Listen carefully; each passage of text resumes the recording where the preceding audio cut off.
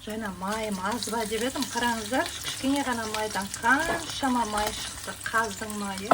Енді осыған 2 салып беремін. Сұйық май қоспаймын. Бұл сұйық майдан пайдалырақ.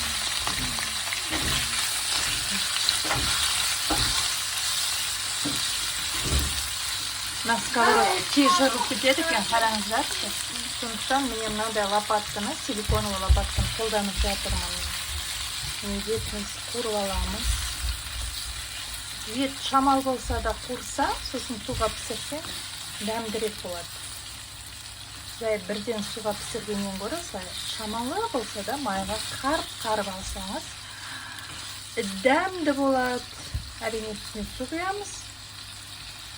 Пісіреміз, сорпасы шығады.